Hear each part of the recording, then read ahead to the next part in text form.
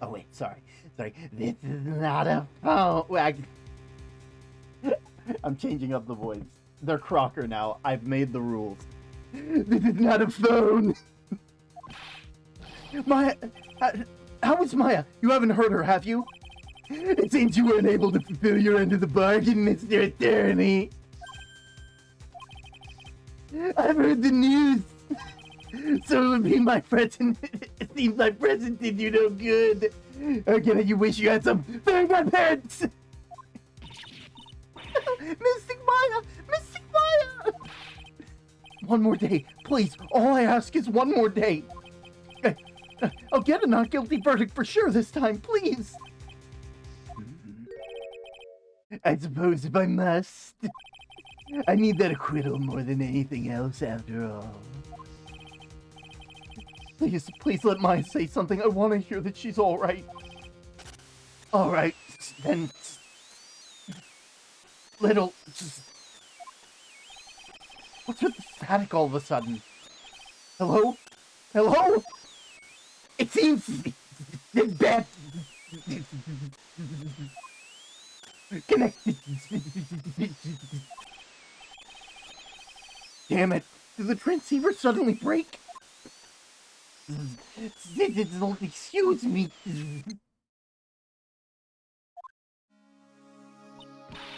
What happened? I don't know. All of a sudden it became nothing but static. Oh, my Mystic Maya! Why did the transceiver suddenly break like that? I should probably have an electronics expert look at it. Sooner the better.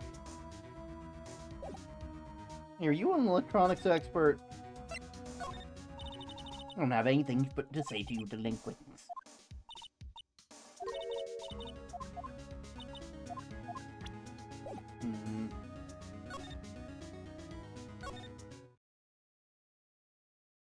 I'll give you one more. All I get those. Very good.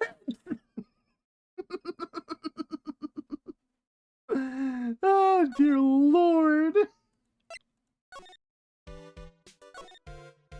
Move to the hotel lobby. There's no one here, so we head out to the living room. And we move away from the living room. And we move to the criminal affairs department. And there's no one here. So we go to the we go to the detention center because there's probably someone there. And there's no one there. So we go to the Wright & Co. law offices. Hey, there we go. Hey, welcome back, pal! I thought I'd make you a little something for dinner. That's nice, thanks. A rich man's luxurious full-course meal. Out of a can, that is. I'm sorry you went through all the trouble to cook, but I don't have time to eat. Oops, well, looks like you don't have a can opener, pal. Ugh. Oh, you've got to be kidding me. And here I thought he had already whipped up something. Oh, I know. There's one way I know how to be helpful. Ask me anything you want, pal. Go ahead. Oh, God, he just wants to be helpful. He just wants to be helpful. Oh, I love you so much, Gumshoe. I love you so much.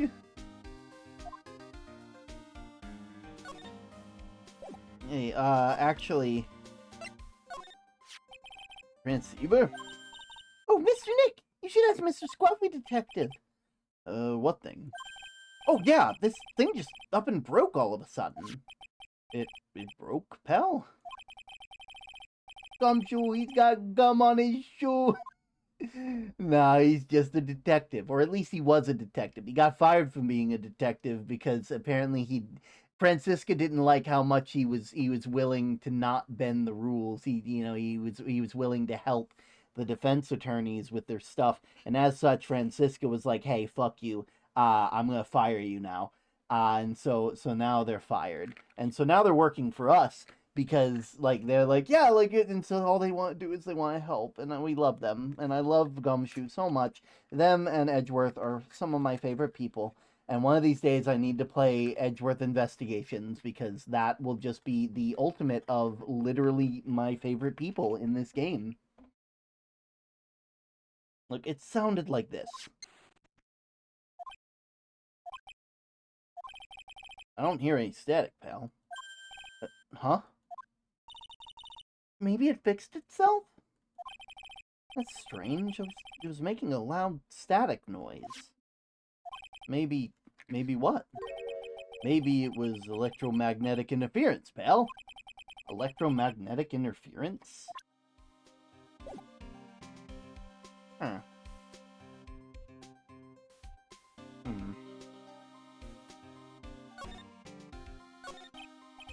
So, what is electromagnetic interference? Well, it's something that happens when radio waves get mixed up with another signal, pal. You know, when you put it that way. I don't understand what you're talking about. Like, for example, when a cell phone goes off next to a screen, it kind of gets all funny, right? Computer? Oh, you're from Spellbound.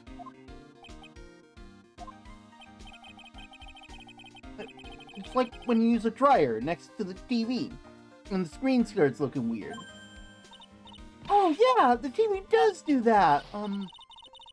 That's what you're talking about. He seems amazingly happy at being able to understand this. Yeah, so the room where you were in had interference with the transceiver happen. There's gotta be something there that's sending out very strong radio waves, pal. Something like a listening device or something. Huh. Hey, speaking of that, where were you when it happened? We were in Mr. Kurita's room, the scene of the murder. What? That's it. Yeah. I'm gonna sneak into that precinct and get my bug sweeper. I'll meet you at the crime scene later, alright, pal? Wait, don't you? Oh yeah, baby, it's investigating time. I'm on fire, pal. My fingers are itching for a go. Yeah! We should get going too, Mr. Nick. Alright, let's go. We head off to the hotel lobby. And we move to Viola Hall. And we move to the hallway. And they really need to have just a map where you can click where you want to go. Like, legitimately, this is like the worst part. Hey, you're finally here, pal! Sorry to keep you waiting. How'd you get here so fast? Do you have a bug sweeper? Well, you see, I got busted trying to sneak in, pal. Then suddenly I'm staring at the precinct doors. From the outside, I mean. So, yeah, I couldn't get one of the police bug sweepers. What do you mean you couldn't get one? We need that! Hey, calm down, pal. I didn't say I didn't get one. It's just not the police's. Wow, so that's the bug sweeper. It looks a little broken. Hey, this was made when I was in elementary school, pal. Oh, by who? Me, of course. And seeing these things sure brings back memories. Hey, don't look down on it, pal. Sure, it looks a little beat up, but I put my heart and soul into building this puppy here. Your heart and soul? It'll work. Trust me. It'll do the job, but you can't set the sensitivity. So it's gonna be but anything that gives off these waves. But isn't it better that way? Well, anyway, since I'm on, I might as well give it a whirl, right, pal? Getting the sinking feeling again. Now, I'll tell you how to use the baby. There's a listening device, some other sort of bug hidden in the room. We're gonna find it, right? Right, now, first, let's turn the sweeper on. Next, move the sweeper around and give the room a real look-see. The sweeper will let you know when a strong signal is picked up, so you keep an eye on it. Press enter to lock on. And there's a lot of things here, so they're going to give off a lot of radio waves. And let's take a good look at anything or everything that might seem suspicious.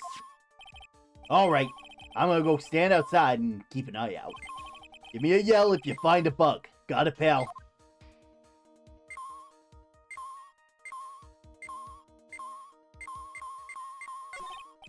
Lamp check. Listening device. Nope. There's a lot of lamps in this room, aren't there? Yeah. They're all on. Yeah. More contentious from now on.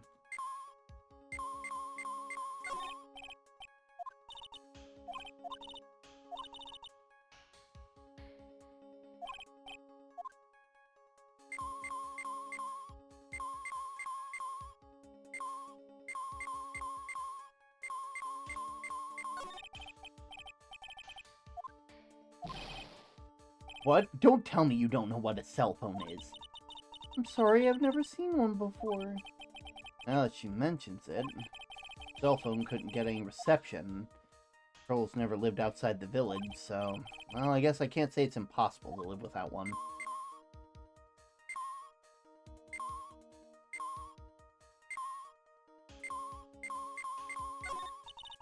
Radio's on playing something. Oh, it's Kids Question Corner! Professor, why is the Earth round? Yeah, why is it, Mr. Nick? Why don't you listen to the radio program a little more, Pearls?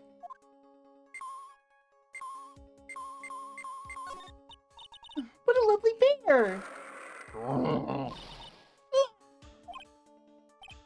This must be one of those fancy It's a robot. It's a real robot! Yeah, it's a real one. Mr. Nick! Yeah? How many horsepowers is it? How many horsies? Horsies? Well, look, it's a bear, so, Yo,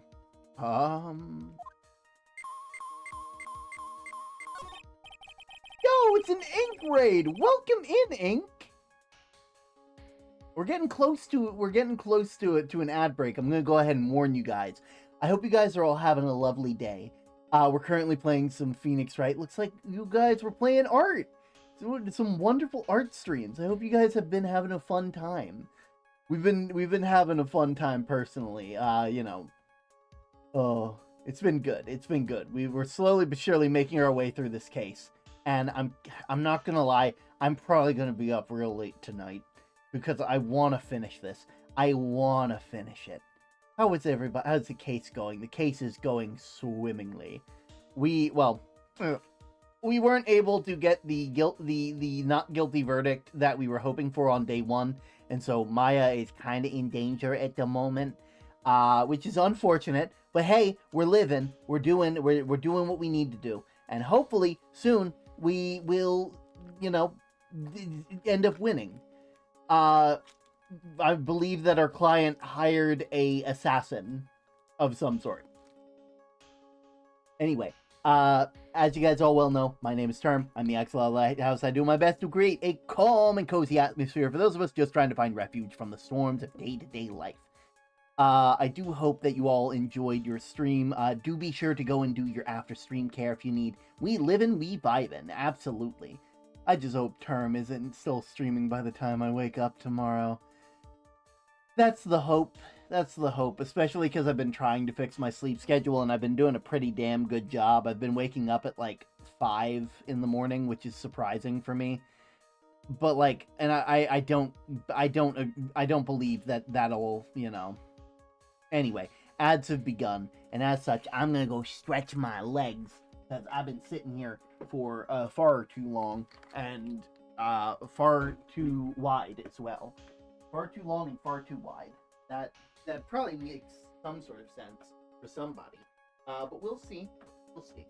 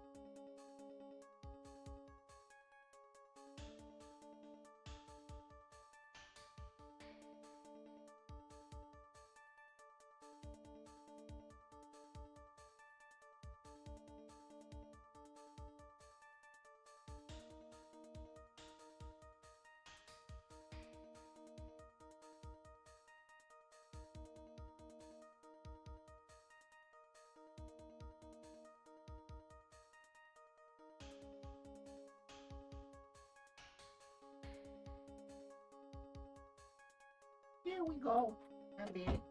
I'm back, and there's a lot of people chatting. Jeez, what are you all chatting about? Oh, you're all redeeming with ad jump scare. Ad jump scare. Totally, truly. Almost done from ads. Back from the ads. Yeah, the ads have ended, and I am back. I hope you all have been enjoying yourself. Let's get back into this. Hi, Lotto. I need to fix that. I know I had it fixed on my other model.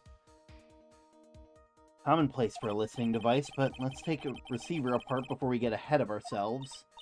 Well, you know a lot about electronics, don't you, Nick?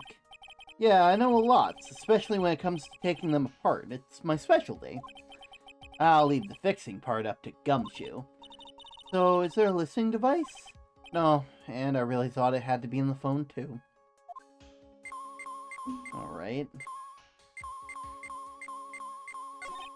Well, the listening device isn't in the air conditioner. Yeah, the air filter's covered in dust.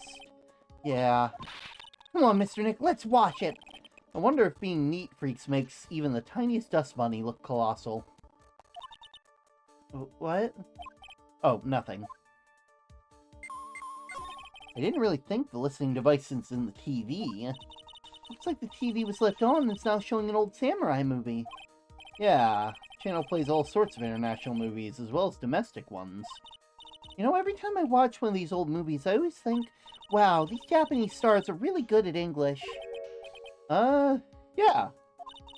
When I grow up, I want to study Japanese. I would probably keep my mouth shut here and not destroy her dream.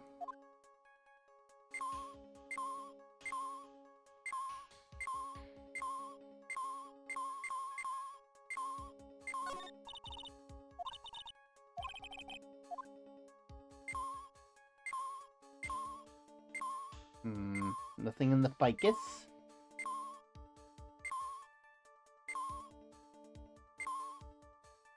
God, there's a lot here. What's this? Some sort of hot water pot? It's kind of like a hot water pot, I guess. But instead of hot water, coffee comes out. Really? This pot can do that? Is there a pot that orange juice comes out of? I don't think there's anything like that, Pearls. Sorry. Anything in the Big Bear? Oh, the hot water pot has run out. I'll get more water for it. Okay, sounds good. Looks like she's forgotten all about looking for the devices.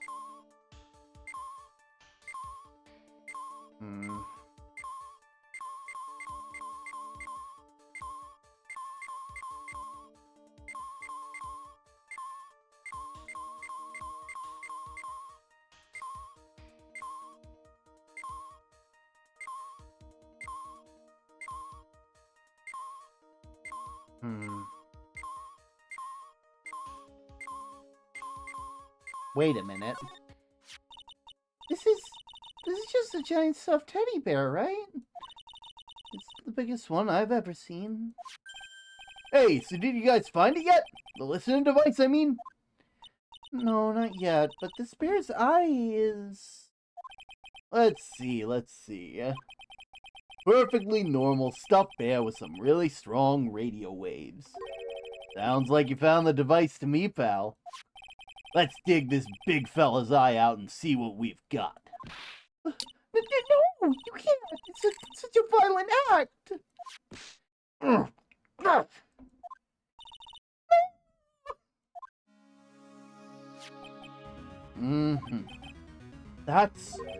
That's a miniature camera, and it looks like there's more. Oh, there's a transmitter and a timer. And what emitter? A transmitter, pal! Oh, is this more of that high-tech stuff? The camera? This tiny thing is a camera? Yep, it's a pinhole CCD camera, pal. It's a small high-grade video camera, mostly used in security systems. I love how smart Gumshoe is when it comes to hyperfixations. I love that they're showing that he is not a bumbling idiot, that he actually is smart if you put him in the right scenario. Because the fucking police force doesn't do that for him.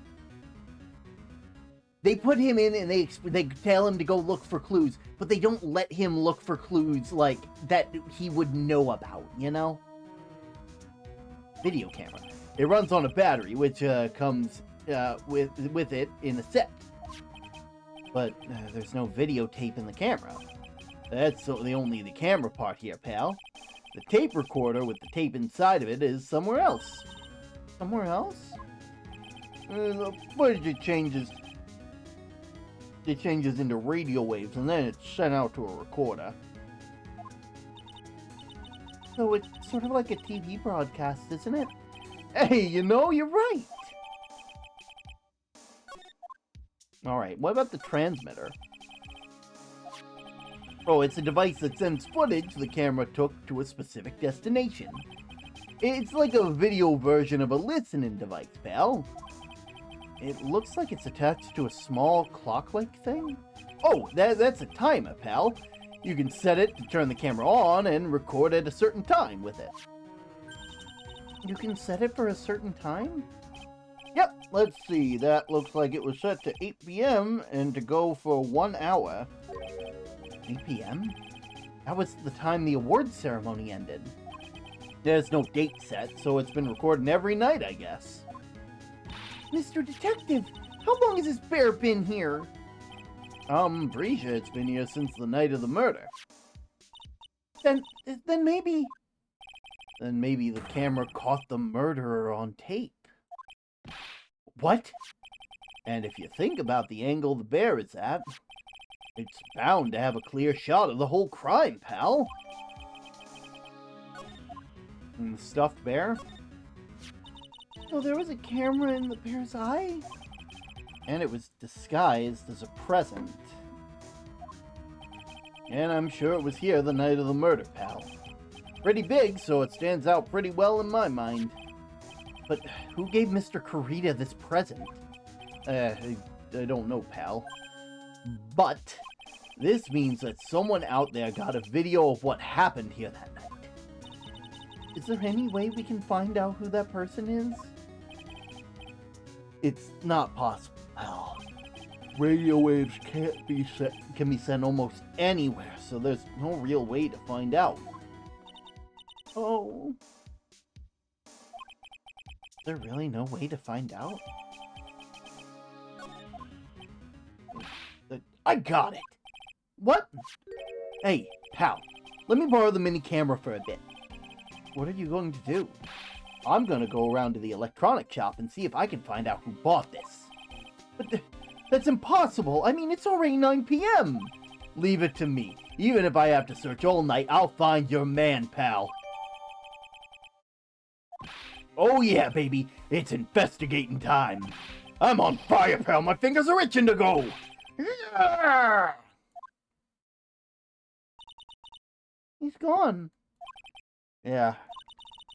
Mr. Scruffy Detective sure is a nice man. He's pushing himself so hard for all Mystic Maya's sake. It's a mystery how you always manage to do things in the most inefficient way, right? You have to excuse me. I heard your conversation just now. Edgeworth, what are you doing here? A rescue team has been created and deployed. I can't say I'm optimistic, but we have to move forward one step at a time. I see. Thanks. So, there was a spy camera hidden inside the stuffed animal, huh? You are one lucky man, Wright. You know this stuffed bear, little girl. I have no idea. Of course not. The maker of this bear is a very expensive luxury brand from overseas. It's completely handmade, and only a small number of these are exported here. What? The camera and transmitter that Scatterbrain Detective took with him are dead ends. Things like those can be bought anywhere. However, this bear is different. By tracking how it got into this country, this bear can tell us who the buyer is. Can you really do that, Mr. Nick? Can you really? Well, I guess so.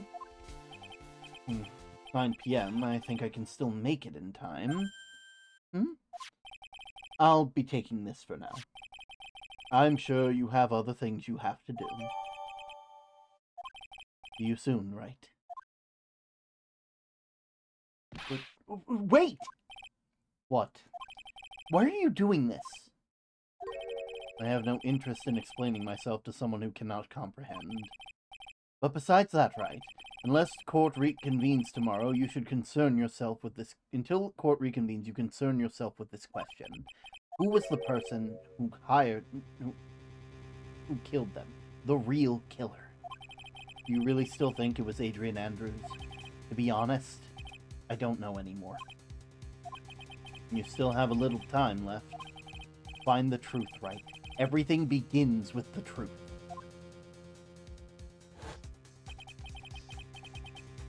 Juan Carita's real killer, Miss Andrews' past. The kidnapper whose sole condition is an acquittal for Mr. Ungard. And this card, Shelley the Killer. Maya, the only way I can save you now is to find all the answers to the case tonight. I don't understand what your real intentions are, Edgeworth. But as you said, all I can do now is find the truth. To be continued.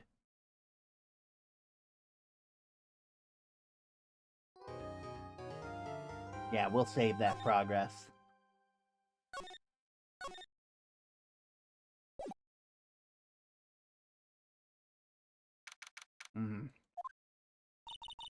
Past 9 p.m. already, isn't it?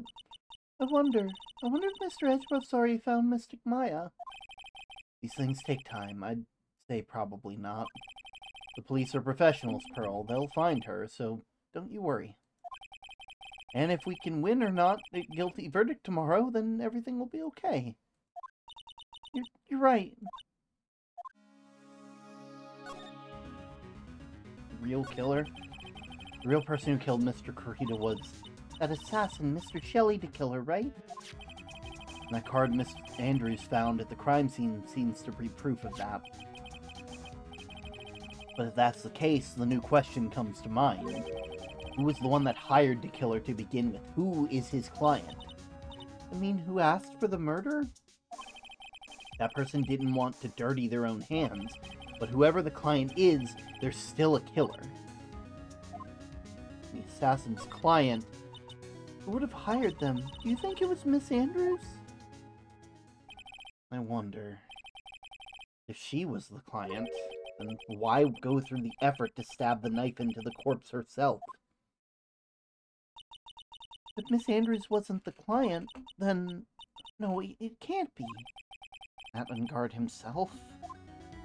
But Matt, if Mr. Ungard really did hire the assassin, then he's not innocent at all. Far from it, he would be guilty of the crime.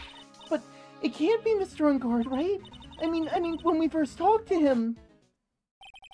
Mr. Ungard, I'd like to ask you one more question. Did you kill Mr. Juan Carita? Alright, just so we're clear, dude. I didn't kill anyone, and that includes Juan Carita, okay? Didn't see Cyclops at the time. Actually, that reminds me. Did you remember something? Yeah, Miss Andrews said something at trial. She said something interesting? What is this interesting thing? Oh, that's right. You didn't hear it, did you? Juan bet everything on the Jammin' Ninja that year, and if he lost the Grand Prix, he was going to make sure Matt was going down with him. That's what he thought, anyway. It looked like somehow Juan had his hands on a secret so powerful that it would destroy Matt's acting career had it been revealed. Mr. Ungard's secret? What is the secret? I don't know yet. But for now, let's think about it for a way. That means... Mr. Ungard had plenty of motive to have Mr. Kurita silenced. Which means we have to meet with Mr. Ungard. There's no way around it.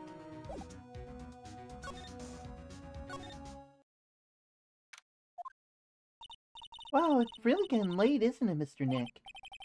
It's past 9 p.m. already. But we still have some things to prepare for tomorrow's trial. There's still a matter of the secret Mr. Kurata left Mr. Ungard and Miss Andrews' real intentions. These two things we gotta know by tonight. Aren't visiting hours for the detention center over? Sure, we'll think of something, Pearls. Don't you worry.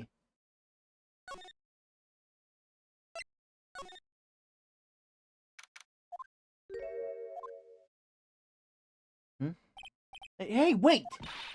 What is it, whippersnapper? All I know is nothing is ever good when issue is ever good. Just like now, I was just handed this strange device for who knows what reason. And I was told to use it to search the whole hotel. That's a bug sweeper, isn't it? What garbage you made? I don't know, and frankly, I don't care, but the request came from Edgypoo, so... Edgeworth. And he said... If you feel angry, direct your anger at that unsophisticated lawyer. So I'm going to feel free to direct all my anger towards you.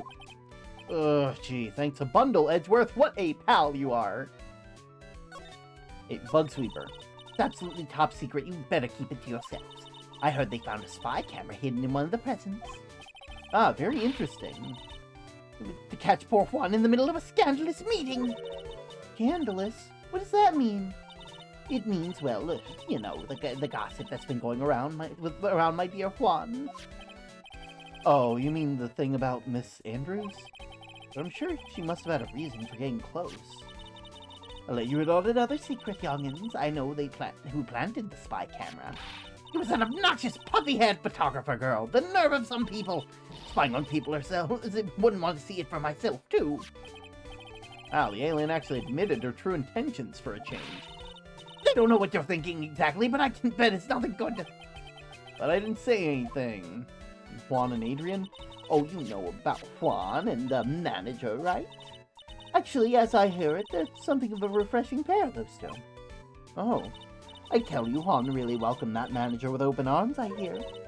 That manager? Who are you talking about? You don't know? The manager woman Juan had. It's a shame she killed herself, though. Oh, you're talking about Celeste Impacts, Miss Andrews' mentor. Yes, that's the one! That Celeste girl. She was supposed to get married, you know. Married? You mean to Mr. Kurita? Really, young kids today don't know anything, do you? That girl Celeste killed herself 3 days after their marriage announcement. 3 days after their marriage announcement? What in the... Why would Miss Impacts kill herself? She was going to get married. Well, that's because she was thrown away, you see, by Juan. What?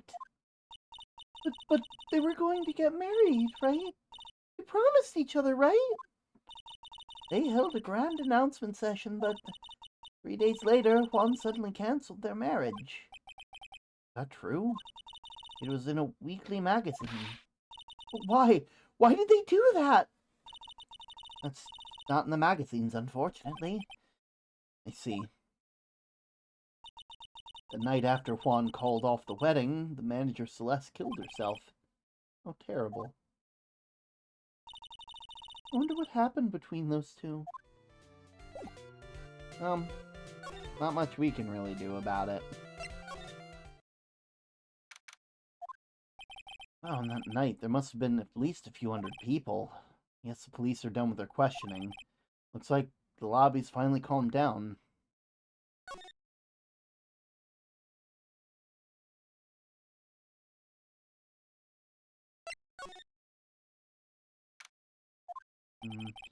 Looks like no one's around. What happened to the person with the stuffed teddy face? Oh, you must mean the butler with the stitches. Choo! Meow. With love, Celeste. Yeah. There you are. I guess you're still awake, huh, Shoo? Meow. Oh, come on, let's play. Oh. Wonder if that butler, Mr. Doe, is already asleep.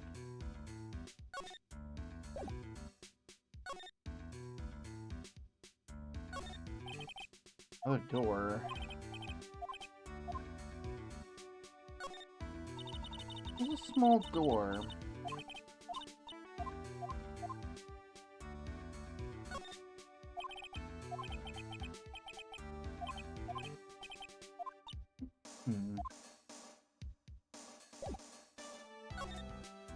Oh well, nothing to find there. And so if we move to criminal affairs... Feels sort of tense in here. It does. I wonder if something happened.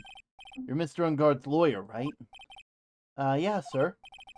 Well, we finally found the person we've been looking for. A real decisive witness. A decisive witness? You mean for Unguard's case? We're taking the witness's statement right now. Gotta hand it to Mr. Edgeworth. What's Edgeworth up to now? Who's this witness? I think you know this person quite well, Mr. Lawyer. Mr. Nick? Between the kidnapper's demands and now this, I can't see any way to win here. Oh yeah. Mr. Edgeworth wanted me to tell you something. He did? Even though visiting hours are long over at the detention center, he wanted me to grant you special permission. So, here you go. What? Already called them, so they know. Go on. Go talk to your heart's content. Thank you very much. This is such good news, Mr. Nick. Go talk to your heart's content. Sounds like the police are pretty sure they have tomorrow's trial in the bag. Alright.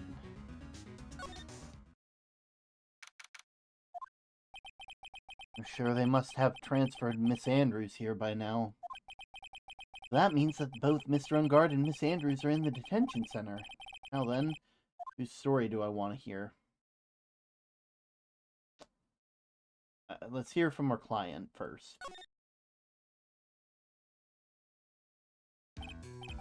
Dude, it's Mr. Wright! I hope you can get me off the hook tomorrow. I'm counting on you. I hope so too. Earth just dropped a bombshell on me by saying that Juan Corrida was killed by an assassin, and the assassin's client is this man, Matt Ungard. What's wrong? Mr. Ungard, there's something I must know with 100% certainty. You seem kind of different. You're totally not like your usual lawyer self, dude.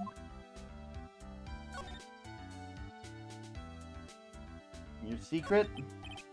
At the press conference? Oh, you mean the one where Juan was gonna dress up as a nickel samurai? Yeah, I heard a little more about it from Miss Andrews. Like somehow Juan had their hands a secret so powerful it would destroy Matt's acting career. Could you please fill me in on what that secret is, please? Here we go. Oh. Well then. Mr. Nick, don't tell me. Cyclops. You said a secret, right? I don't have any idea what it is. Do you, dude? Tell me about Juan and Adrian. Mrs. Corrida and Miss Andrews' relationship. Well, it's all over the tabloids, dude. But don't you worry, know any of those details. I don't know any of those details, if that's what you mean. Look, how many times do I have to tell you? I don't care what Juan did with his life. And Miss Andrews? Her mentor was Mr. Corrida's manager, and Miss Andrews was going to get Miss Celeste Impact's suicide note from him. Celeste? Does that jog any memories? Dude, I suddenly just got totally hungry. You up for pizza? My treat. Mr. Nick, what's a pizza? I'll tell you about it later. I got cut off by the pizza dude at the shop. Too bad. Well, now we get our minds off the topic and talk about something else, okay? Mr. Ungard, are you connected to Impact's suicide in any way? The most Cyclops I've seen in this game. 5.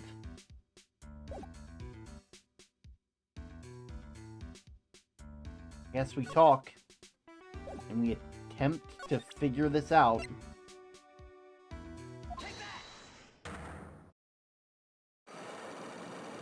Surely we have enough. I should have saved beforehand. Matt's secret. Now let's hear this secret of yours is. What if Mr.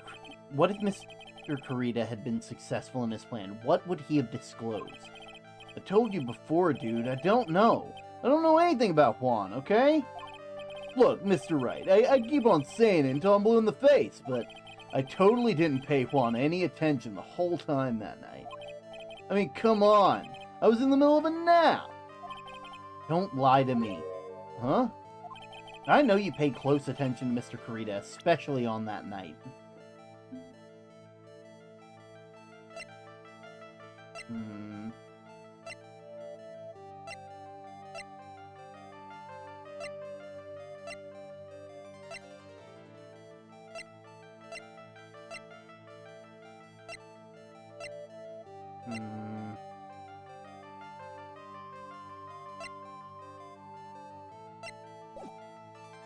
Let me save. Actually, if I move and I come back, can I talk to Adrian? Oh, Mr. Wright, please, you have to help me. Uh-oh. Mr. Powers? What happened? Why are you here? Oh, you see, they got roped in somehow. What? And now I'm going to testify in tomorrow's trial. So the decisive witness is Mr. Powers. I was talking with a detective until a little while ago, and I was on my way home. And all of a sudden, you're there. You're under arrest, and they brought me back here. Oh. They say my face and whole self in general looking suspicious or something. Oh, I guess I can see how they thought you looked suspicious. I'm just a normal guy on an exercise show for kids. Is that a crime? Tomorrow's testimony? Oh, I really don't know yet. But it sounds like I saw something really important from what they tell me. You saw something important? What was it? Oh, well, the detective told me not to talk about it. You can't tell anyone, especially not that lawyer, he says. Who do you think is that lawyer the detective was talking about? I'm going to take a wild guess and say it's me. Yeah, you got it. Mr. Nick, Mystic Maya and myself are the only two allies in the whole world, but it's alright. Ouch, I don't really have a lot of friends, do I? What about Matt on guard? This is gonna do a lot of damage to Matt, you know? Because he's just like refreshing like a spring breeze image going. But what is he really like? Well, let's see. Matt's always been kind of a player with the women. He never really turned a pretty face away, if you know what I mean. He'd always say it's just a game to justify it to himself. What? How horrible! That's unforgivable! Oh, sorry, didn't mean to offend you. But you know, he once said that there's only one person in the world who won't swoon over me. One person who won't swoon? His manager, you know, Miss Adrian Andrews. Why is Mr. Powers suddenly looking kind of energetic? Gossip? And you see, I'm actually a sucker for gossip. I mean, celebrities in the world of dazzling sorts of images, right? Dazzling sort of images, but aren't you the part of the dazzle, Mr. Powers? No, I'm more of a hairy, sweaty, smelly, brutish kind of guy, you seem. But it's okay, really. I get to hear plenty of gossip from all the other stars around me when things happen. That's true. Oh, hey, so did you hear about this yet? About Miss Andrews' mentor and her suicide? You mean Miss Impacts? Yeah, we heard something about her wedding was cancelled. Yeah, that's what I was thinking about. I thought about it for a little the other day, about that mysterious death. Hey, Mr. Wright, why don't you ask me about that? Go on, go ahead. Mr. Powers is so charged up, his skin is practically glowing. Man reminds me of Korobok from the Legends of Avantris if he were human. Torback! You can be a goalie and still score! You heard this? Wes left a suicide note. And they say Juan was the one that hit it. They heard that in court today. But there wasn't any actual proof. Well, this is what I think. I think it was bad. There was something bad written in the note. Something bad for Juan, that is. Something bad for Mr. Kurita? Why do you figure? Well, before he died, Celeste talked to a lot of other friends. And she said, it looks like I got caught up with a truly insidious man. A truly insidious man? Did they mean Mr. Kurita by that? Well, there's no one else that fits the bill, right? That would be the reason enough for him to hide the suicide note. I see, well, that's some good info. You're welcome. Both Mr. Ungard and Miss Andrews, they're both in detention right now.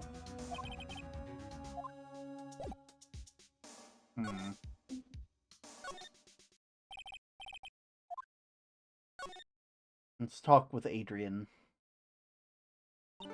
It's you. I'm sorry to be visiting at such a late hour, despite it looking like it's still morning outside. But there are quite a few questions I need to ask. Me? I thought your client was Matt. I'm sure Miss Andrews knows something. She can't be clueless about the secret Mr. Kurita had on Mr. Ungard. Matt Ungard. I need to ask you about Matt Ungard, if you don't mind. Mr. Wright, you still don't know, do you? The real him, I mean. You seem to bear a lot of resentment towards Mr. Ungard. If that's the case, why do you become his manager? And why would you become intimate with his rival? That has nothing to do with this case.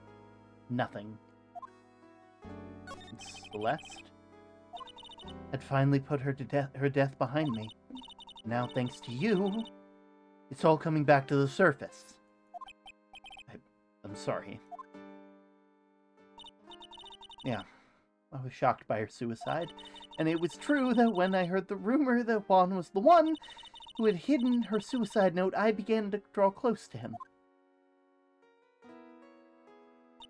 I wanted to get her suicide note back and to burn it.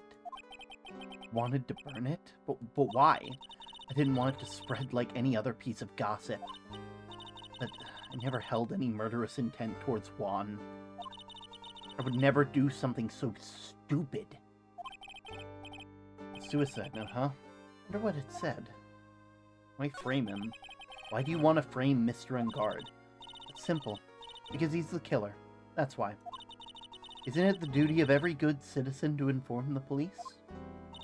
But there has to be another way. The police are excellent at doing their job, so they'd figure it out, right? Yes, they're good, but they couldn't figure out the real truth behind Celeste's death.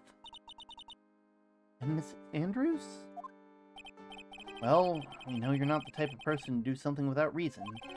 So please tell me why you did what you did. Revenge. Huh? Did you say something just now? Oh. A single psych lock. Don't you understand yet? You're not my lawyer. To be honest, you're more like my enemy. But I'm sure I just heard Miss Andrews say revenge. And I don't think that's the case. Or if it is, then it's not the full truth. Why frame him? Can you tell me why you framed Mr. Ungard? I've already told you countless times, it's because I thought Matt was the killer. No, that's not it. I know you have a personal reason to dislike Ungard. Miss Andrews, you may think I didn't hear it, but I know you said something earlier. You said revenge. So, you're saying that I was taking my revenge out on Matt, and that's why. What an absurd idea. I don't have anything to want to take revenge for. Miss Andrews, a woman who lives by being dependent on other people, there is something or someone in her past that would make her take revenge. And I bet that person is here.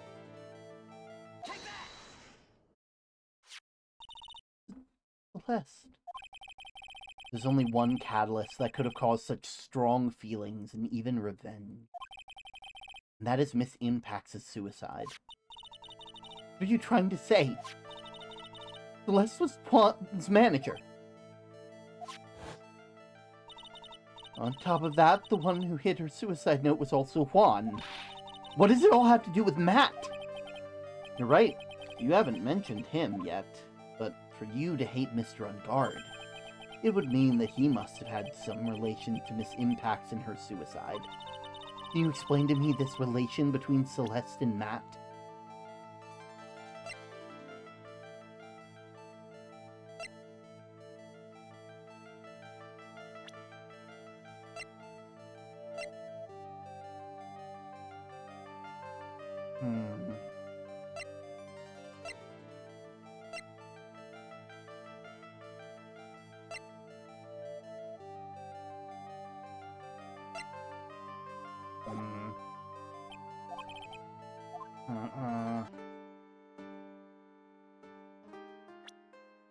Let me just save real quick.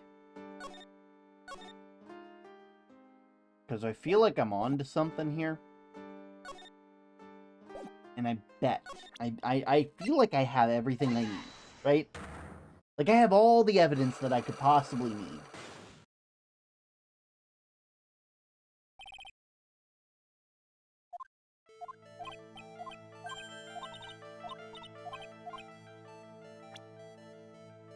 Someone from your past.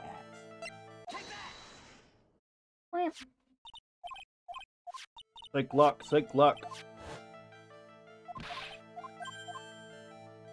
Can you explain me this relationship between Celeste and Matt?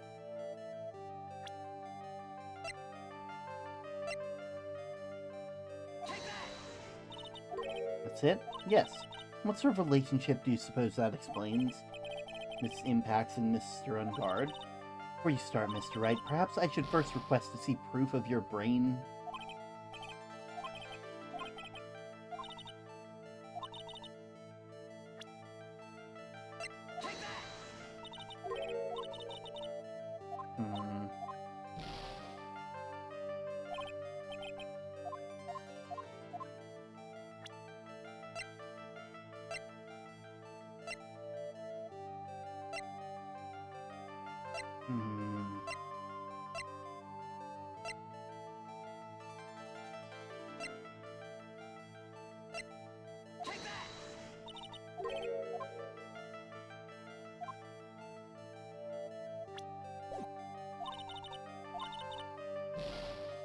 Okay. I don't think I have enough.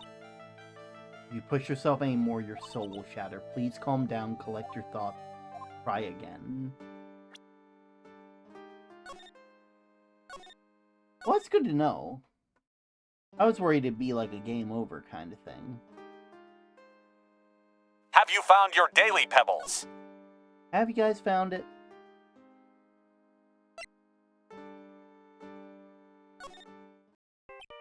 Huh? Mr. Nick, your phone! Hey, this is Steel Samurai theme song, isn't it? I don't like the sound of this ringtone right now. Sounds kinda ominous. Yeah, I know. Hello? We're in trouble now, pal. I'll be back to the office real soon. What's wrong? Something really unexpected just happened. Mr. Edgeworth, Edgeworth? Anyway, hurry, get back to the office, pal. I don't know what's going on anymore. It's no good. The end. I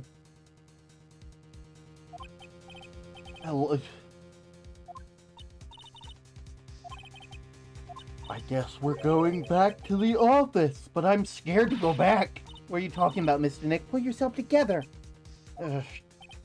Maybe it'll be good news. Somehow I doubt that.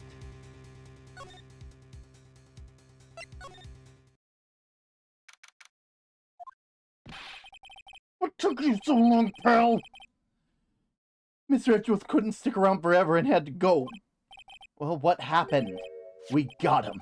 We found out who bought the spy camera. Huh? This quickly? Yeah, this bear that gave him away, pal. The bear? I figured it out, pal. I figured that we should have been looking into the bear instead of the camera.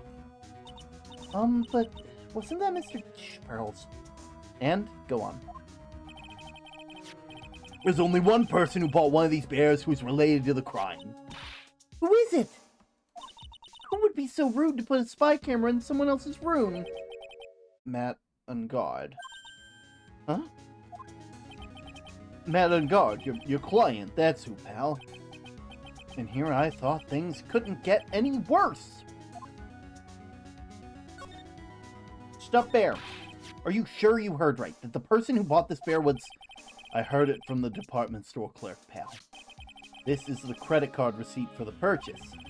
It's $3,800, pal. That is an exact match for the bear, the price of that stuffed bear. A receipt? That's all you have? Nah, it's not just a receipt, pal. The store clerk said so himself. He told me I'm sure I sold the bear to Mr. Ungard. I mean, the clerk even got Mr. Ungard's autograph out of it, pal. I'm pretty sure that person that bought the stuffed bear was Mr. Ungard himself. My sight's failing me. This can't be. Spy camera? Ah, well, that's a dead end, pal. I mean, you can get these kind of things from anywhere. But for now, I guess I can give these back to you to file away into evidence. I know you don't want to give up, pal. I never thought, I didn't think it was possible. The person who put the spy camera in Juan Carita's room was Matt Ungard. Why would Mr. Ungard do something like this? I bet it was to catch Miss Andrews and Mr. Carita in one of the rendezvous. I bet it's not good enough for me. Why is this so much for a stuffed bear? Because it's like a standing up bear. It's not like a stuffed animal bear. It is like a stuffed bear. Like someone had to hunt that bear down and then taxidermy it. I have to know the absolute truth behind that camera. You gonna see him, Mr. Ungard? Yeah. I'm scared, Mr. Nick. I wonder what we'll find out next. I'm scared myself, but I have to put on a good face. Not on guard. What has the world done? Okay. Now, back to the detention center. You're working really late, you know. It's almost past 10 p.m., dude. I think it's time you told me the truth. Relax, don't you know about the ignorance is bliss? But if you really want to know, let's talk.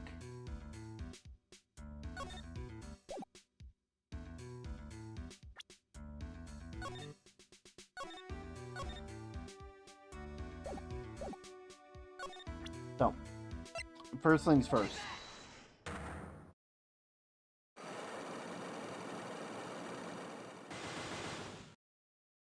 Five Cyclops. That's secret. Now let's hear this secret of yours. What if Mr. Carita had been successful? I told you before, dude, I don't know. I don't know anything about Juan, okay? Look, Mr. Wright, I can keep on saying it till I'm blue in the face, but I totally didn't pay Juan any attention the whole time that night. I mean, come on. I was in the middle of a nap. Don't lie to me. Huh? I know you paid close attention to Mr. Carita, especially on that night. Because of your goddamn receipt. Or maybe it's the transmitter. Could also just be the bear. Or the spy camera. But I'm gonna go with the... Well, Mr. Ungard?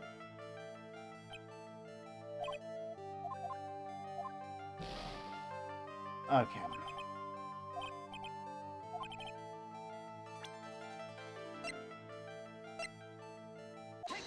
Okay, there we go. Spy camera.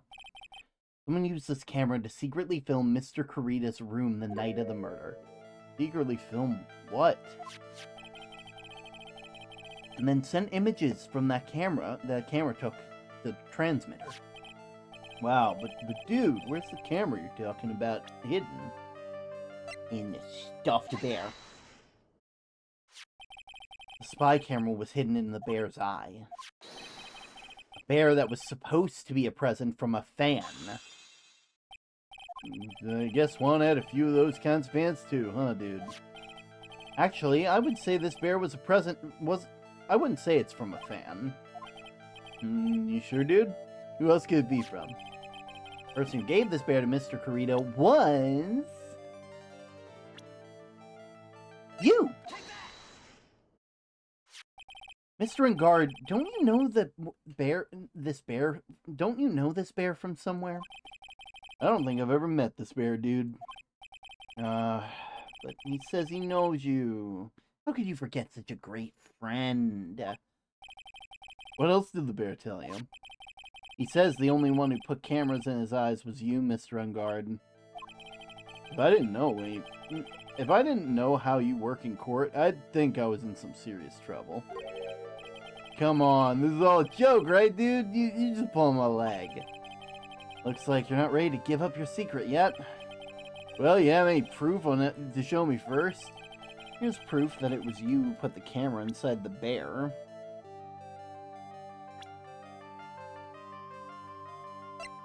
Because we got a receipt saying that you did.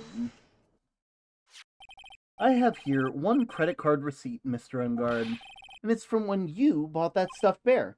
Dude, all you can tell from this is that I spent $3,800. I go to the department store all the time, okay? This $3,800, that could be the toothbrush that I bought that one time. A $3,800 toothbrush! It's ivory, and it's got elephant hair for bristles. Oh, so you're a poacher too. Got it. Ew, elephant hair? Is that what rich people use nowadays? Anyway, the store clerk clearly remembers you and your purchase. After all, you did give him an autograph, did you not? Dude, you should have said that earlier. So can I ask you a question? Yeah. You're my lawyer, right, dude? So if you are, then why are you looking into stuff like that? Because if I don't know the truth, I can't help you. Sounds more like stupid lawyer talk to me. Hey, let's stop talking about this. No, not yet. I haven't asked you why you set the camera up. And what your secret is, of course. It would be strictly confidential. So, what are you gonna do now? I'm gonna find out what I want to know, because I must. The reason you hid the camera in Mr. Corita's room to film it in secret is...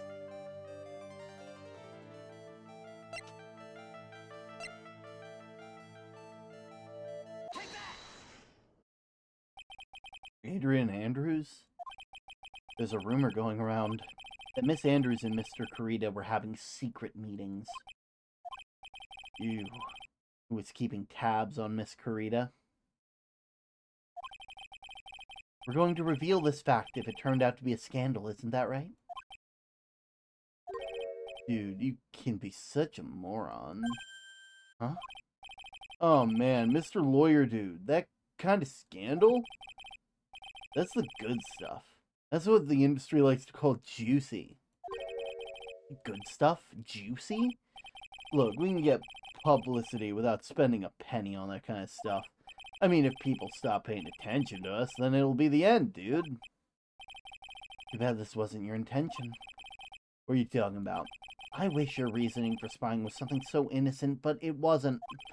You didn't spy on Miss Corita because of Miss Andrews. No, there was only one reason I can think of for you to do such a thing. The real reason you set up that camera in Mr. Corita's room was...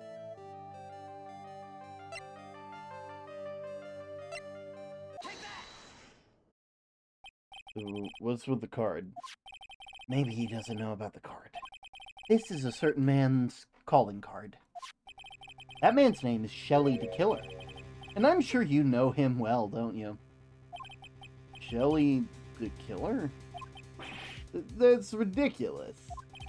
Why would I know some shady scumbag like him? If you really don't know him, then why are you acting so jumpy all of a sudden? This is it. I'm finally starting to get to the truth. I can't afford to make any more mistakes now. Mr. Matt Ungard, I know why you know Mr. the Killer. It's because you're his client. Since you're the one who set up the camera, that means you knew. You knew exactly what was going to happen in that room. So, how? How would you know something like that? Is it because you're his client? That's why. You hired Shelley the Killer to assassinate Mr. Juan Corrida. The real mastermind behind this whole murder is you, Matt Ungard.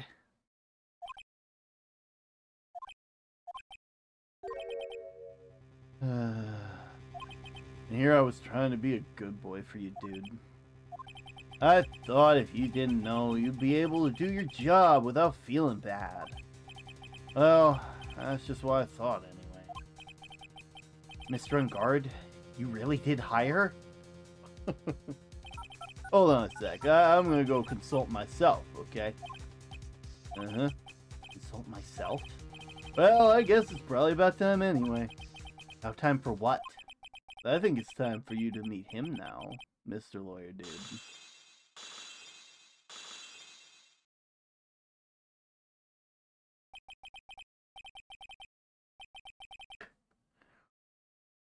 What a fucking change. No, we don't get to. We're going to ad break because of that. We're going to ad break because of that. That's a fucking. That is a character shift. Also, weirdly Karak coded. Weirdly Karak coded, if I'm being honest with ourselves right now.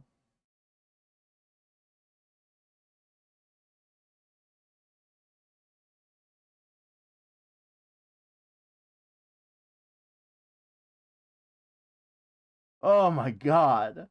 Man went from soft boy to Scarface so fucking quick. Like, so goddamn quick, it's not even funny.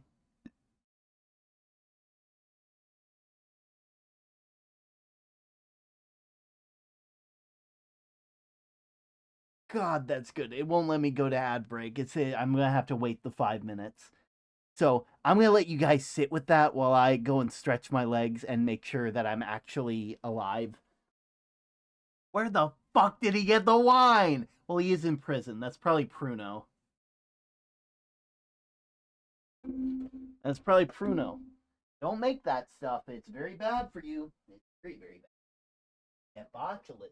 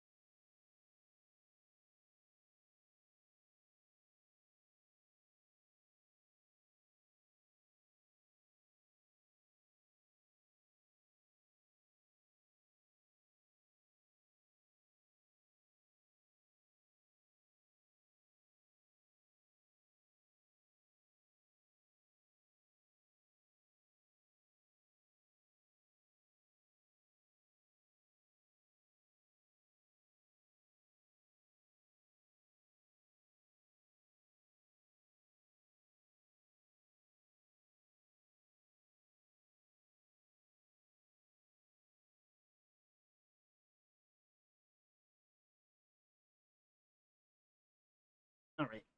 Stretch my legs. And now we just wait for the ad.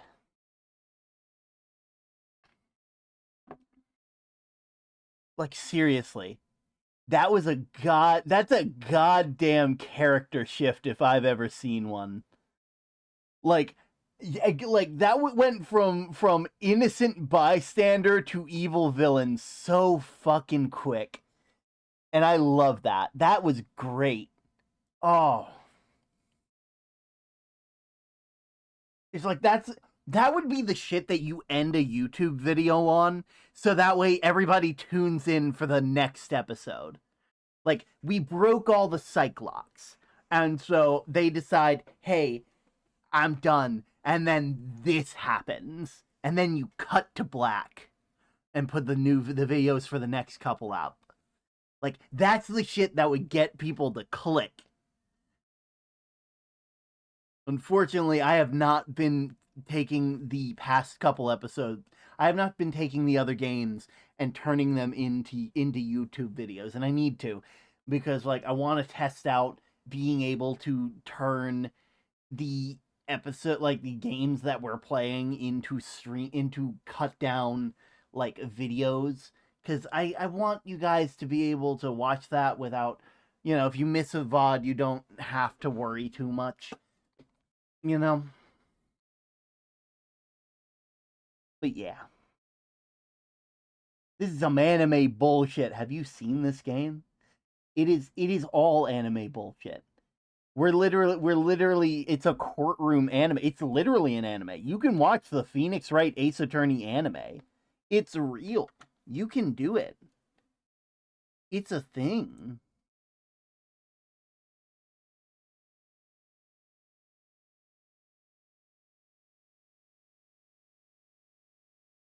Oh, now ads have begun because we're stuck in ad jail forever. Forever and ever for a day.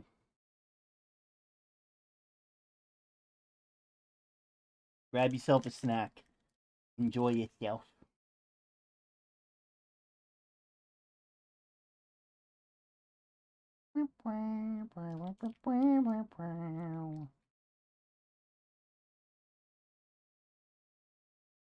I've eaten so much candy today.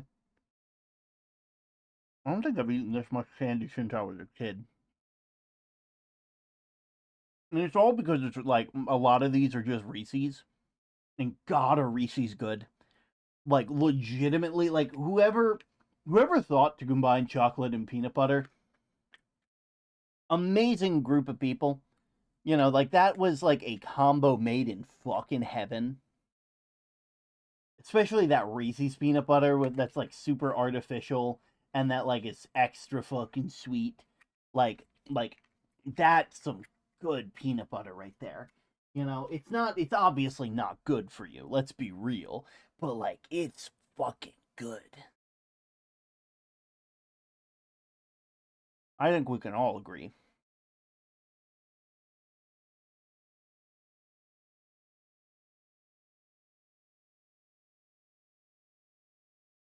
I would love to see the ad breaks.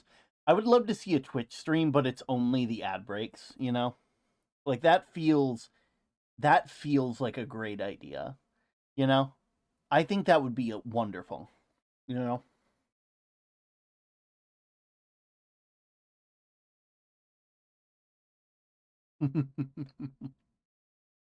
Mm-hmm.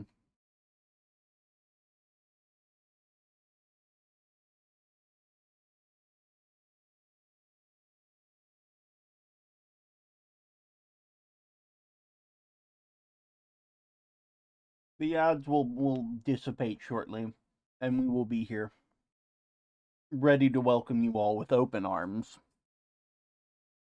You know?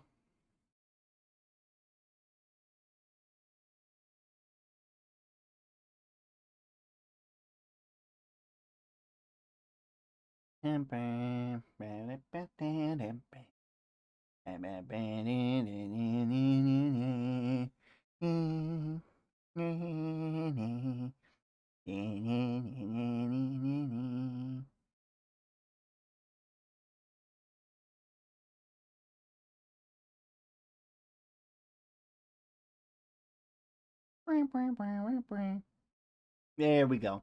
Also, just so you guys know, the Twitch, the stream avatars all have pride flag accessories now. So if you guys would like to represent yourself with your pride flag, do check it out. I don't know. I'm almost certain we do not have all of them, but we have a fair number. All right. Back into it. How do you do, Mr. Lawyer? I'm Matt on guard.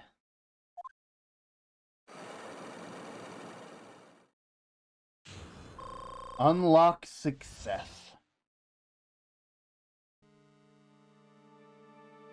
Matt's secret. Well done, Mr. Wright. I bet it wasn't easy to gather as much information as you have. You really... You're Shelly the Killer's client? You didn't think I would dirty my own hands in this, did you? What do you mean? That woman, Adrian, was quite brave herself. Just trying to stick the crime on me. Didn't think she had it in her. But all I care about is that Juan is dead. Isn't that right, Mr. Lawyer? You're lying. That's terrible. That way, it's way past your bedtime, little girl. Go on, let us grown-ups talk more adult things. But why? Why did you hide the video camera in? A weakling soon believes the words of others. Just like that pathetic Adrian. He knew about Miss Andrews' secret. But I'm no weakling. I don't believe anyone. Least of all assassins. What? Oh, come now, Mr. Wright. Assassins aren't above blackmail. They turn their clients into cash cows by holding these sinful deeds over their heads. And a superstar like me, how much do you think I'm worth? Care to guess? And that's why... Yes, that's where the video comes in. It's got his face and the crime scene recorded on it, preserved for all time. With that, I can keep him at bay and even blackmail him if I want to. That's right, this video is my insurance. Isn't that what they call it, Mr. Wright? Why would you do something so wrong? Because I'm a grown-up, and I can. Good enough for answer for you, little girl. The series is just adding to my list of confront characters. It literally, I'll be real, Phoenix Wright is just confront character the game. Everybody, there is a confront character in every single goddamn group. Why would you kill Mr. Kurita? Because he was about to sling as much dung onto my beautiful public image. Scandals are a little annoying, aren't they? This is all because of that press conference, isn't it? If Mr. Kurita had been able to give it, then Mr. Ungard's secret would have... Well, that's what we call taking advantage of the situation, you know? I had no interest in doing it, really, but bit by bit, it crept up on me. And then the situation just presented itself so perfectly. How beautiful, I thought. And that's how Mr. Kurita ended up dead. Let me tell you something. I'm not like Adrian. I don't depend on anyone. People are simply things to be used. Used and thrown away. Put on a sweet, innocent face and people will swallow anything you feed them. This cop in the back probably got so much gossip to tell the homies during his talk Phoenix has. It's like, man, you don't even understand. Man, like, flipped his hair back, and suddenly he was a different fucking person. Legitimately, like, he had a scar on his fucking face. Like, I'll be real, I fully believe that this cop in the background watches, like, the crime dramas that, like the videos of the court proceedings like it's a crime drama for him. Man is so excited. He totally ships Phoenix and Edgeworth. Look at him. He's trying to deny it, but you know it's real. You know this guy means it. Adrian fell for it too. The assassin too. Oh, and how can I forget? Even you fell for it, Mr. Lawyer. Everyone all working their butts off for me. Matt on guard. Aw, did that leave you speechless? What a shame. What's wrong, Mr. Lawyer?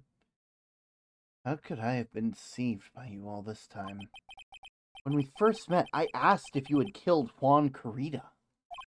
And you answered very clearly that you hadn't killed anyone. Hey now, I never told you any lies. The person who did the killing was the killer guy, right? All I'm guilty of is taking a cat nap in my room. You you killed Mr. Kurita. I dare you to say that in court tomorrow. He's got a mood board on Tumblr of them. Absolutely. Oh, too bad. You can't. You're my lawyer after all, aren't you? You could always drop my case and refuse to represent me. How does that sound? Oh, but you can't, can you? Because that would be one thing you absolutely can't do. Mystic Maya! You wouldn't want to test a killer. He's a man of his word. Or so I hear. You could end up getting a certain friend of yours rubbed out if you lose. You scoundrel. If I were you, Mr. Wright, Esquire, I think I would give it my all tomorrow. Remember, everyone likes a happy win-win resolution. You won't get away with this. That's such a cliche phrase. One said something like that, if memory serves. Okay, that's it. Fuck you, On Guard! Of course, well, we all know how things will turn out for him, don't we? Good night, Mr. Lawyer. Maya, what am I supposed to do? And now you've finally found it. The starting line of this case. Edgeworth, I don't care for the horrid atmosphere here. Let's return to the precinct.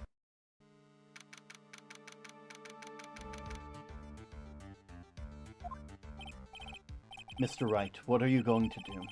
Do you plan on changing your strategy? No! We can't do that! That's right. He's holding Maya hostage. What should I do? That's not something I can answer for you. Mr. Edgeworth? Right, only you can decide where to go from here. 1 year ago, at that time, I didn't truly understand what a prosecutor was. And that's why I had to leave the prosecutor's office. I felt that I couldn't stand in the court of law until I knew what a prosecutor really was. And now, Wright, it's your turn. My turn? What is this thing called a lawyer? What can you do as one? You must find the answer. You must find it on your own. And on guard. I'm a lawyer. But to fight for someone who is clearly the killer, Matt on guard, that man is really... Doesn't matter who, every person deserves a proper defense and a fair trial. Isn't that the basis of our judicial system? Proper defense, but what exactly is that? Is it where a lawyer forcibly or blindly gets an acquittal through shouting and trickery? Ironic that you of all people would say such a thing. Isn't that exactly how you fought for your clients up until now?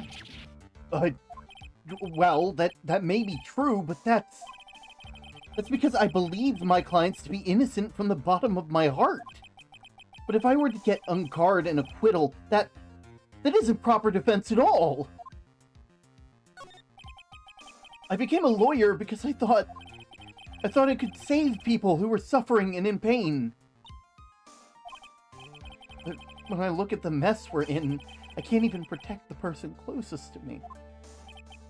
Even if I win the case, I still lose in the end. I just don't know what to do. Right. Would you get a hold of yourself? You've got it all wrong. Huh? We aren't some sort of hero. We're only human, you and I.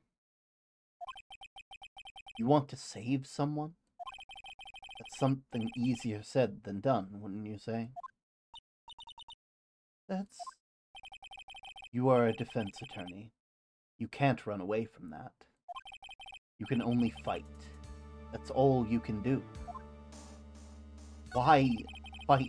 People like you and Francisca and Von Karma are always using all you have to pin me down. You fight to the very end, even when you know the truth is not with you. But I'm not like you. I can't fight for a false verdict, For a man I clearly know to be guilty. Then Siska, she fights for herself. The only thing she fights for is her perfect win record. That's all. And? Isn't that the same as you? Isn't that why you ran away a year ago? Because your precious win record was destroyed? You're so petty! I see. Now I understand why you despise me so. However, you are mistaken. What do you... Thanks to you, when you sealed off my path to a perfect win record, I began to realize the error of my ways. I realized that things such as a perfect win record are meaningless. What? I don't believe you. Are you saying that that's why you left the prosecutor's office? But then why? Why are you here now? The answer is that that's something you'll find out on your own. I have faith you'll see it before the verdict is read tomorrow. But if you can't, then you'll be powerless to change the ending of this story. Mr. Nick, the transceiver! I'm sorry for what happened earlier. Well then, Mr. Attorney, you wager you can obtain an acquittal tomorrow? You know who else is getting an acquittal tomorrow? My mom! It's a new voice every time. Every time. Every fucking time. What's the matter, Mr. Attorney? I don't sense your usual anger this time. Tell me, please. Why are you holding my hostage for Mr. Ungard's sake? Why are you doing this as a for a cold-blooded killer? Right? Please don't misunderstand things. He's my client. Don't toy with me. A man who hires an assassin is just as much a killer himself. I believe you were asking me for a reason as to why I'm doing what I am. Yeah. This is what I like to call my aftercare. What the heck is aftercare? My name carries around a certain honor and dignity, Mr. Attorney. Take great care to inspect that there's no suspicion falls upon my clients or my handiwork. That's what I call client relationship, and it's a part of the assassin's duty. An assassin's duty? We were unlucky this time and my client was arrested as a suspect. As a result, I did what I had to enlist your expert help, Mr. Attorney. And to ensure that you would do everything in your power. To the very end. You know, What's your name? I believe I told you once before, but, however. You did, but... My name is the Killer. And you know who else is the Killer? My mom! Shelly the Killer. You're Shelly the Killer? Please keep in mind that you do not have much space to maneuver with me. As a killer, I always finish what I set out to do. If you fail to keep up with your end of the bargain, Maya, it would be my duty as an assassin to see that she receives a nice, long nap. No! Now then, if you'll excuse me, if someone were to trace the signal back to me, it would be quite troublesome.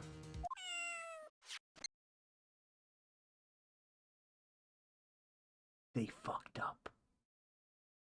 Oh, they fucked up bad! I don't know what to say. Edgeworth. Did you hear that? The end of the transmission. Huh? Oh, that. Sounded like a cat. Cat? It can't be. Can't be that cat, can it? What is it? I think I know where Shelley the Killer is holding Maya hostage. Edgeworth, have all the police units head to Unguard Mansion immediately. Alright, you hurry over there as well, then.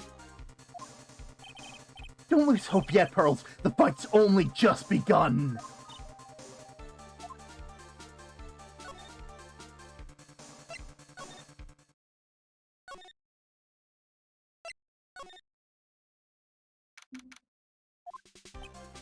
Maya!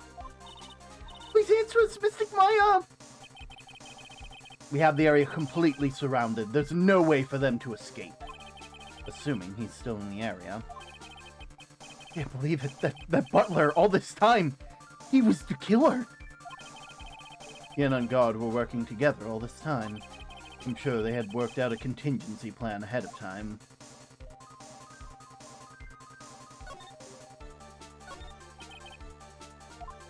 Leave that to us. I'm sure the investigation team's already doing its job here. There's a small door at the bottom of the bigger door, Mr. Nick. Bet it's for the cat to use.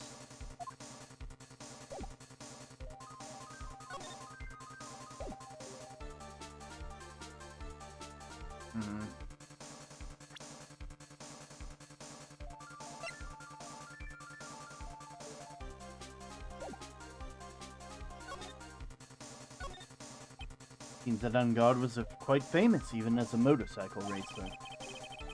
Generally when a star like him tries to do something like that, they fail, but seems Unguard is no ordinary man. This is the first time I've seen such a large fireplace. I don't particularly care for large fireplaces, they remind me of my youth. That's right, he grew up in a really affluent household. I guess still not over that case, huh? Don't take this personally. But I really do not wish to remember anything from that time of my life.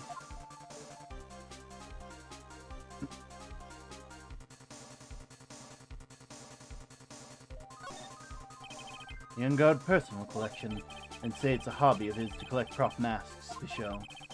He's a defendant in the case, of course I would know about him. Yeah, I guess that makes sense. That's Unguard. Probably where he conducts business with the Killer. Shelley the Killer values his client relations more than anything else. So I'm sure he must meet with his clients in person to talk about any transactions.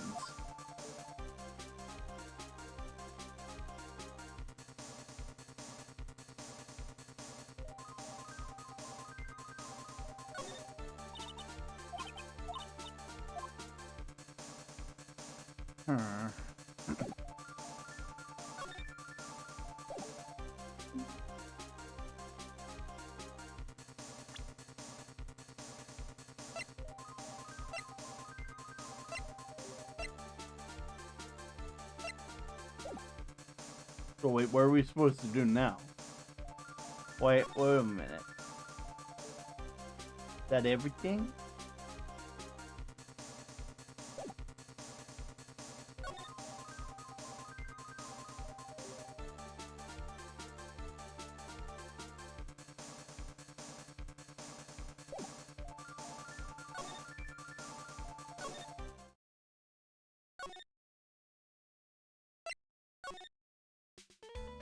Hey.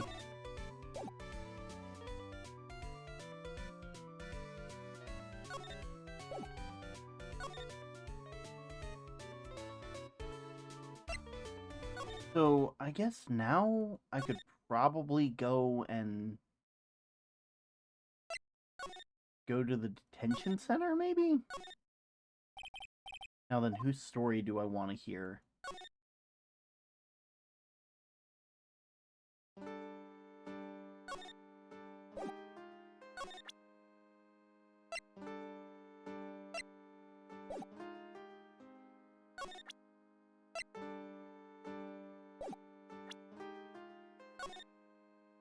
Near the receiver. Maybe.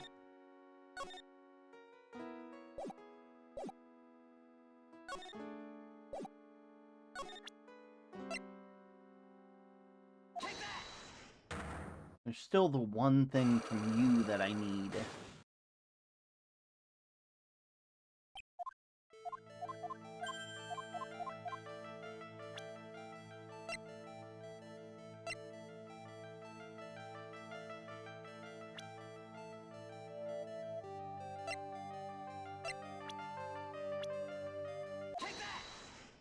We got you.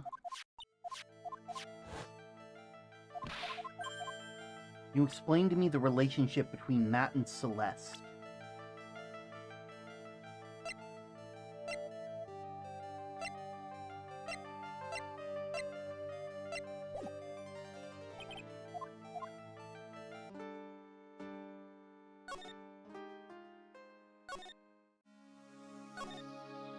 Move to hotel lobby.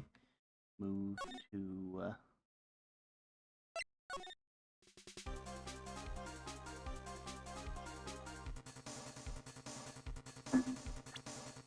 see.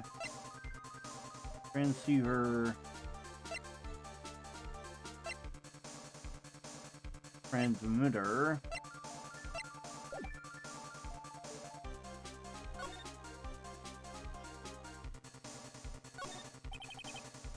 Another room in the back, leave that to us.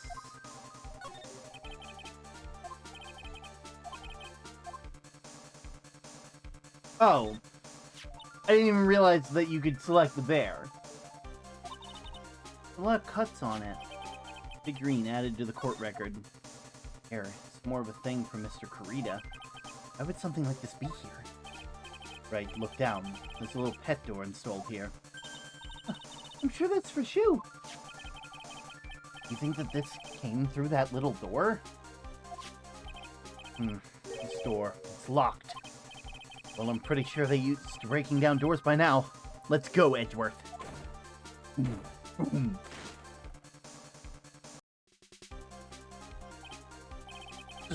There's no one here. From the looks of this room, this was Ingard's private lounge. Look at this, right? An antenna for sending and receiving radio signals to a VCR. Check inside the deck. If there's a tape, it would be an important piece of evidence. If we're lucky, it'll have the moment the crime was committed recorded there. I'm sorry, but the tape deck is empty. There's no tape to be found. No. There's no mistake that someone used this to record something. It looks like someone took the tape that we were looking for and escaped with it.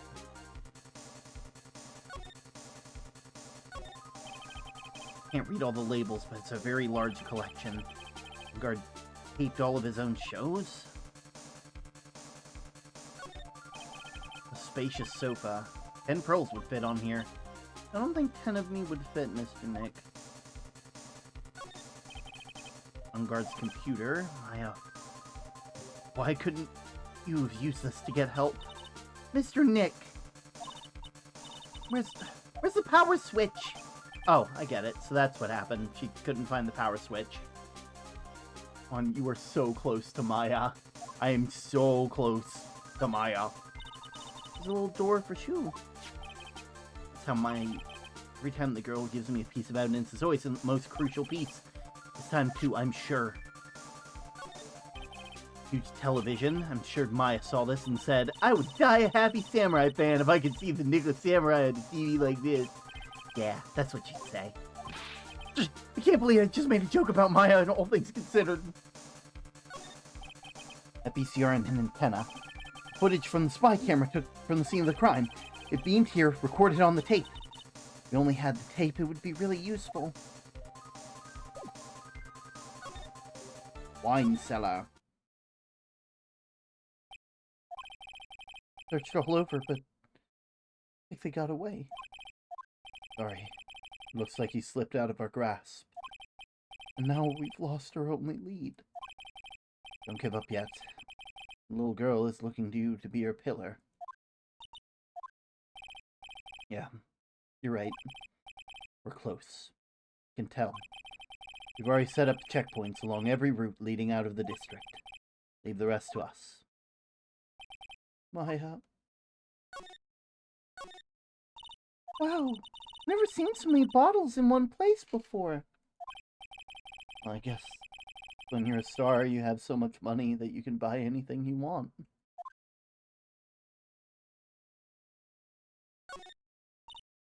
Pretty heavy door, isn't it? I can't open it by myself. Please don't show me in here by accident, okay, Mr. Nick? If I were locked in this place like this, I'd be plenty scared too. Trust me. The lights don't filter in all the way, so it's hard to see. It looks like there are crates of cardboard boxes tied up with wire here. A picture of Miss Impact. With love. Celeste. Miss Impacts, you mean? Yeah. Mr. Karita's former manager. Why would a picture of Miss Impacts be here in Guard's mansion? Why does it say with love? That might be a clue. Ah! Wrong, Pearls. Please let me see that picture frame. Oh, what's so special about it? On the back, there's something written on the back of the frame. Maya. It's Mr. Maya. She left a message. What?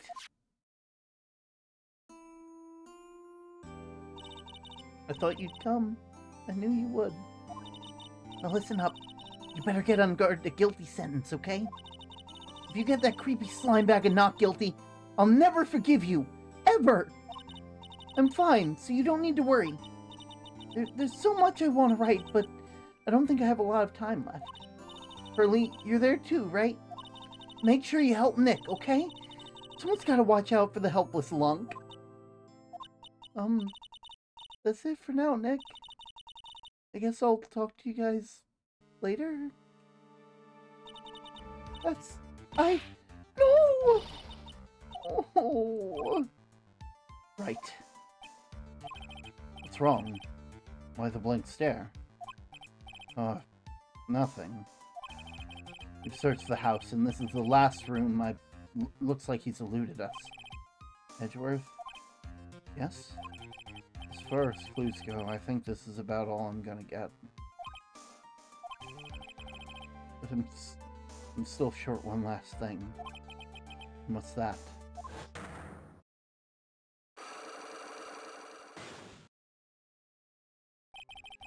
Miss Andrews' psych lock.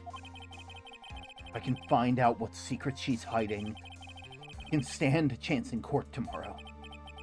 Blow this case wide open and expose the truth. I think I know what you're thinking. I'll contact the detention center.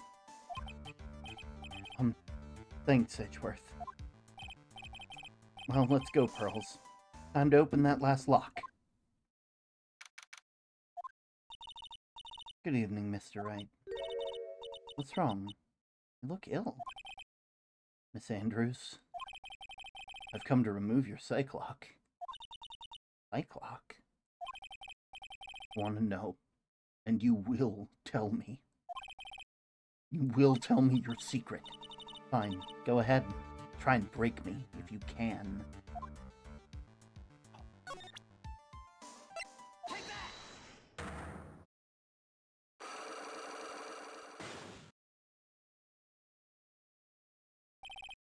Why frame him? I already told me countless times, it's because I thought Matt was the killer. No, that's not it. I know you have a personal reason to dislike and guard. Miss Andrews, you may think I didn't hear it, but I know you said something earlier. You said revenge. So what you're saying is I was taking my revenge out on Matt, that's why? What an absurd idea. I don't have anything I'd want to take revenge for. Miss Andrews, a woman who lives on being dependent by other people. There's something or someone in her past that would make her take revenge. And that person, Celeste. Celeste. It's the only one, there's only one catalyst that could cause such strong feelings and even revenge. That's Miss Impax's suicide. What are you trying to say? Celeste was Juan's manager. On top of that, the one who hid her suicide note was also Juan. What does all this have to do with Matt? You're right. You haven't mentioned him. Yet. But for you to hate Mr. Ungard, it would mean that he must have had some relation to Miss Impax and her suicide. Can you explain to me this relation between Celeste and Matt? Oh, fuck! God damn it! I pressed the wrong button! God damn it! God damn it! No, listen here, you little shit! Look at this stone!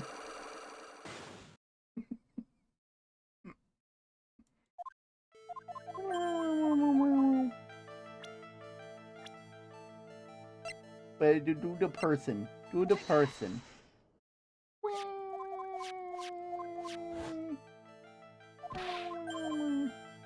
And the relationship. The relationship is easy. This photograph of Miss Impax, correct? She looks younger than when she passed away, though. With love, Celeste. This was Miss Impax's handwriting, wasn't it? Where did you find this? No, that's all right. It was a rhetorical question.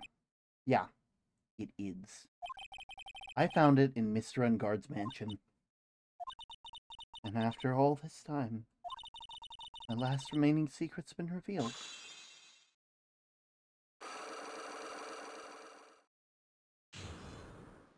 Unlock successful. Why frame him?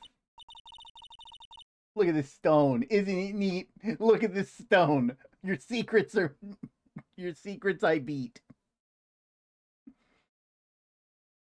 Celeste, you were supposed to get married to Juan. Yeah, but I heard that it didn't work out. Because Mr. Kurita didn't want to get married to her anymore, right? Yeah. Because of Matt. Because of Mr. Ungard? What do you mean? I think I can see where this is going. Celeste. He was Matt's manager a long time ago. He was the happiest woman in the world at the time. They worked part-time back then, and I often saw the two of them together. That's why, with love, Celeste is written on the frame of the picture. They were a couple, weren't they? It wasn't anything as splendid as that. Celeste was being used. Toyed with until she was thrown away. So horrible.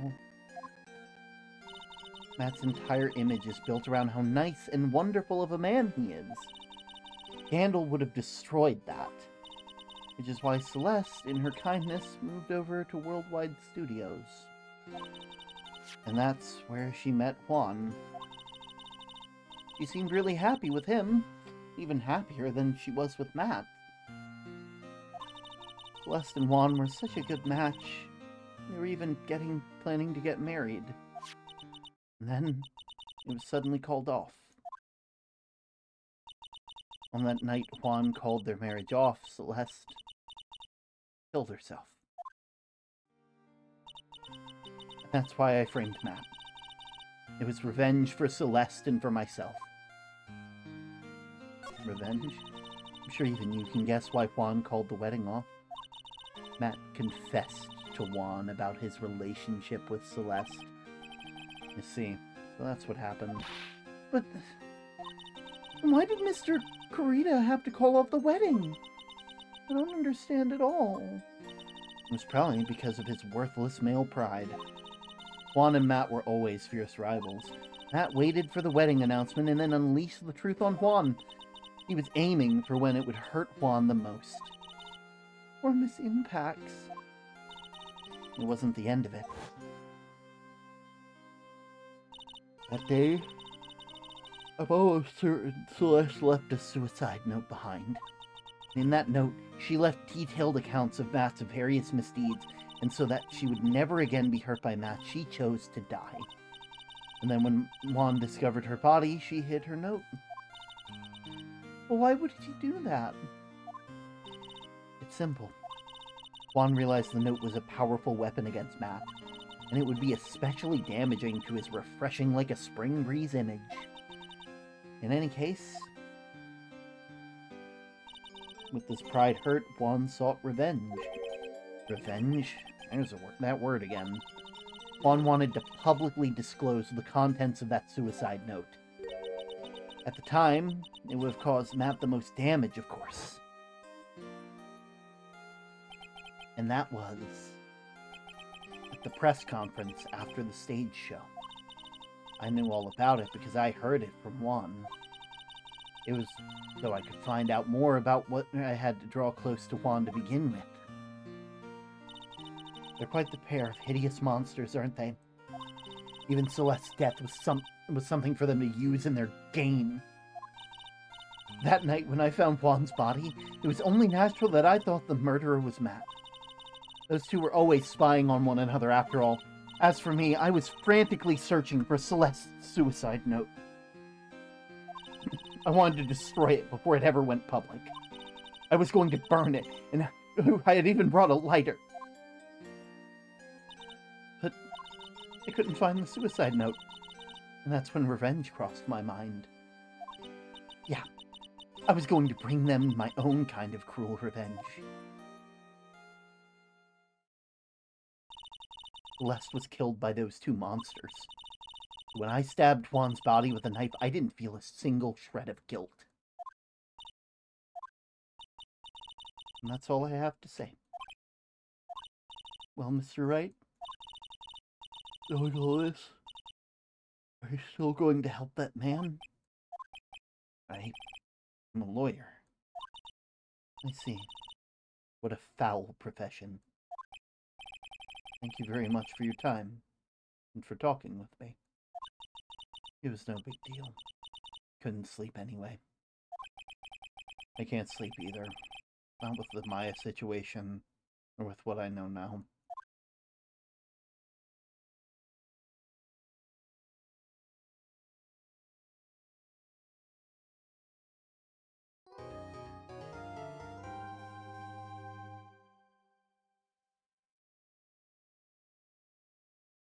I really wanted to finish this tonight. But I don't think we're going to. I think I'm going to save here, and we pick this back up later.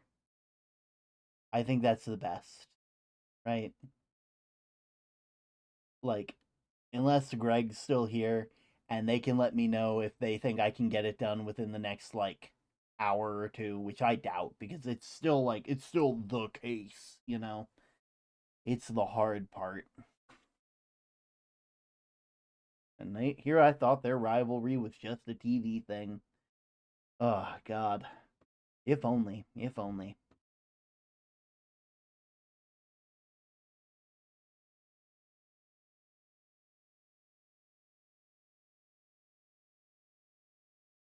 If I do continue, I'm going to need to take, like, a short, like, rest. You know? Probably, like, a rest that lasts until the next ad break. I mean, we know what's happened. It's not like a huge cliffhanger. True.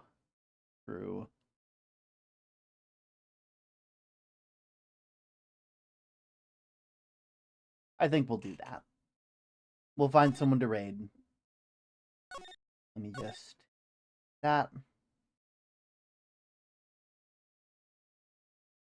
And we'll quickly go ahead and find someone to hop off with.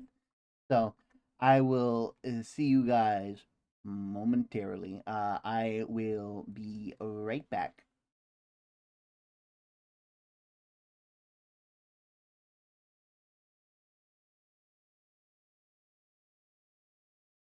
Oh my. I shouldn't be there. Ignore the random Don't look directly into it. Don't look directly into it. It's fine. It's fine. Nothing's wrong. Nothing's wrong with the ship. You'll be fine. You'll be fine. Just don't look at it. Just don't look directly into it. It should be fine. You know, it'll be okay. It'll be okay. It'll be, see, look, it's blinking out of existence. It'll be gone shortly, I'm sure. With all that being said, let me just go ahead and find someone to raid real quick. Give you guys something fun, someone fun to head off to. You know? That seems like the best game plan, you know? Let's see. Let's see. Who do we want to raid today? Let's see. There's Geb's art. Have I seen Geb's art? Thank you for the stream. Thank you for showing up. Thank you for being. Thank you all for being wonderful viewers. It was. I hope you enjoyed the show. Let's see.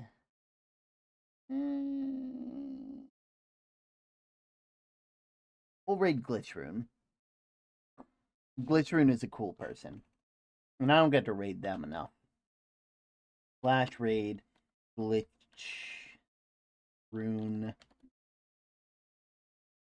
There we go. Everybody go ahead and hop in the raid. Make sure to say hi to them. Go ahead and let them know that, actually, nah. I'll be here for the raid, so we'll be able to do that. I'll see you guys next time. Later.